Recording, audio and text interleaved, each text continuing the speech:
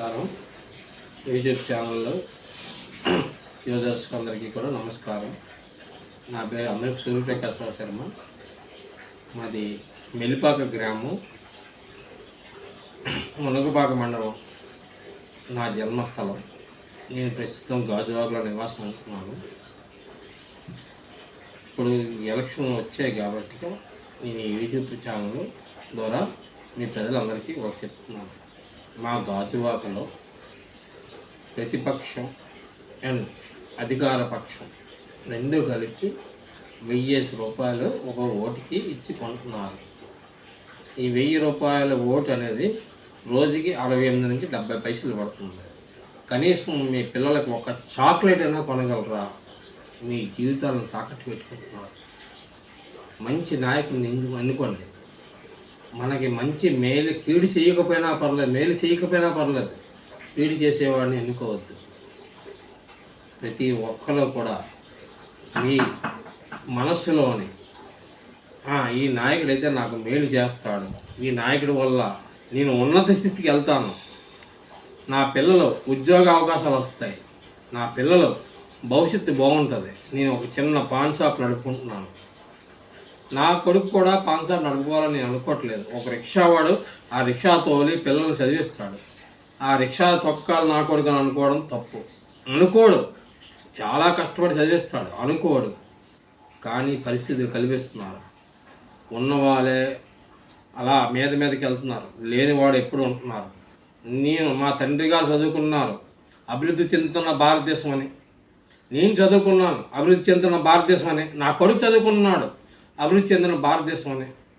అభివృద్ధి ఎక్కడా కనబట్టలేదు అంటారు. గణాంకాల్లో 3వ స్థానంలో ఉన్నాం, 5వ స్థానంలో ఉన్నాం, 6వ స్థానంలో ఉన్నాం. అభివృద్ధి ఎక్కడ ఉంది? దేంట్లో ఉంది అభివృద్ధి? చూపించండి. మీరు ఉద్యోగ కల్పనలో ఉందా? ఒక దీంట్లో ఉందా? ఏది ఉద్యోగ కల్పనలో లేదు, ఒక రోడ్లో దీంట్లో లేదు, ఒక దే విషయంలో కూడా అభివృద్ధి లేదు. ఒక సామాన్య పౌరుడు సామాన్యుడిగానే ఉంటున్నాడు, మధ్యతరగతిగానే ఉంటున్నాడు. అధిక ధరలు అంటే అన్నీ కూడా విధ్వంసాలు. ఇవన్నిటినీ మనం అధిగమించాలంటే ఓటుకి 68 పైసలు 70 పైసలు తీసుకోకుండా నిజాయితీ గల నాయకుడిని ఎన్నుకోండి. నాయకుడు ఏ పార్టీ అనేది అనవసరం. విద్యావంతుడు మన భారతదేశంలోనే ఆంధ్రప్రదేశ్ యొక్క గొప్పతనాన్ని, ఆంధ్రప్రదేశ్ అంటే అన్నపూర్ణ, ఒకప్పుడు ఆంధ్రప్రదేశ్ భారతదేశానికి అన్నం పెట్టింది. ఆంధ్రప్రదేశ్ యొక్క గొప్పతనాన్ని, ఈరోజు రాజధాని లేదు. ఆంధ్రప్రదేశ్ భవిష్యత్తు ఏమిటో అర్థం కావట్లేదు.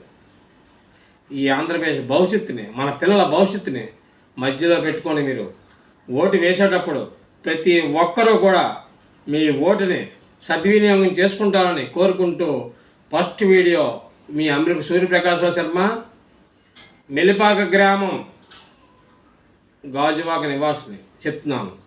మీరు అర్థం చేసుకోండి. మీ కుటుంబం కూర్చోండి.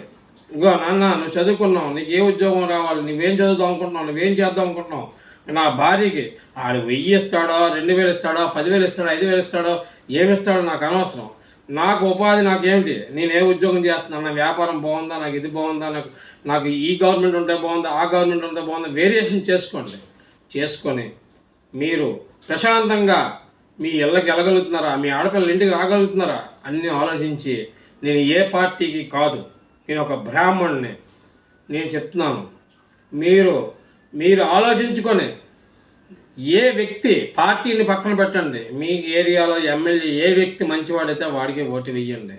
అలాగే మన రాష్ట్రాన్ని పరిపాలించే వ్యక్తి ఎవరు మంచివాళ్ళైతే వాళ్ళకి మీరు ఈయన వల్ల ఈ ఉపాధి కలుగుతుంది, ఇది జరుగుతుంది, ఈ లా అండ్ ఆర్డర్ దీంట్లో ఉంటుంది, ఈ వ్యవస్థలన్నీ పనిచేస్తాయి అన్నప్పుడు మీరు చెయ్యండి, మీరు ఓటు వెయ్యండి. మీ ఓటర్ మహాశయులందరికీ ఇదే నా విజ్ఞప్తి. అమృత్ సూర్యప్రకాశ్రావు ఫ్రమ్ మెలిపాక.